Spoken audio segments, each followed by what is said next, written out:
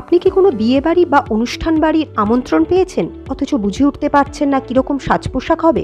তাহলে আজকের ভিডিওটা আপনাদের জন্য।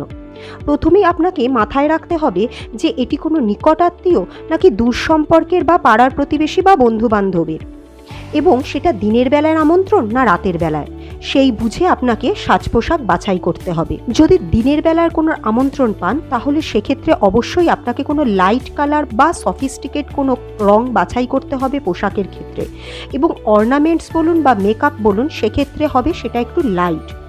আবার যদি আপনি কোনো রাতের বেলার আমন্ত্রণ পান তাহলে সেক্ষেত্রে আপনি কোনো গাঢ় রঙের পোশাক পরতেই পারেন, কোনো ডিপ কালারের ড্রেস বাছাই করতেই পারেন, এবং সেক্ষেত্রে আপনার সাজ পোশাক একটু চড়া হলেও অসুবিধে নেই। এবং আপনার যদি কোনো নিকট আত্মীয়ের কোনো প্রোগ্রাম থাকে বা অনুষ্ঠান থাকে সেক্ষেত্রে আপনি একটু চড়া মেকআপ করতেই পারেন।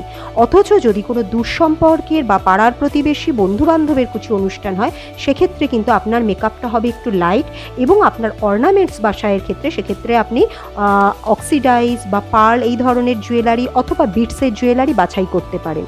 কিন্তু বাড়ির অনুষ্ঠানের ক্ষেত্রে আপনি গোল্ড, এবং এক্ষেত্রে আমি বলে রাখি পার্ল কিন্তু সর্বশ্রেষ্ঠ অর্নামেন্টস, যেটা কিন্তু আপনি কোনো নিজের বলুন বা দূর সম্পর্কের বলুন, দিন বলুন রাত বলুন, উভয় ক্ষেত্রেই ব্যবহার করা যায়। অপরদিকে পাড়ার প্রতিবেশী বা দূর সম্পর্কের আত্মীয় অথবা বন্ধুবান্ধবের কোনো প্রোগ্রামে আপনারা অক্সিডাইজ, বিটসের জুয়েলারি এগুলো ব্যবহার করতেই পারেন। এগুলো এখন মার্কেটে খুব ইন, এবং ফ্যাশনে এখন এর ট্রেন্ড খুবই চলছে।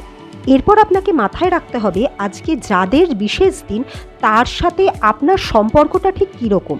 মানে আপনি যদি তাদের মাতৃস্থানীয় হন, যেমন ধরুন কাকিমা, জেঠিমা বা মাসি, পিসি এই ধরনের যদি মাতৃস্থানীয় সম্পর্ক হয় তাহলে আপনার সাজ অবশ্যই হতে হবে সোভার এবং সফিস্টিকেট, তবেই আপনাকে সেখানে মানানসই লাগবে।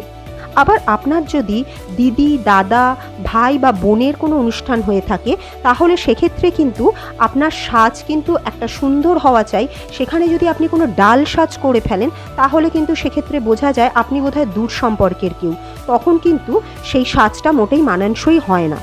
তাই অবশ্যই আপনাকে সম্পর্কের দিকটা মাথায় রাখতে হবে, দিন রাতের কথা মাথায় রাখতে হবে, এবং একটা কথা সবসময় মাথায় রাখবেন যে নিজেকে ফর্সা করার জন্যে অহেতুক খুব চড়া মেকআপ কখনোই করা উচিত নয়।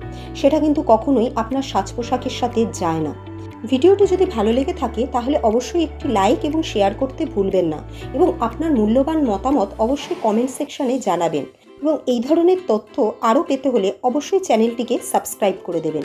নমস্কার।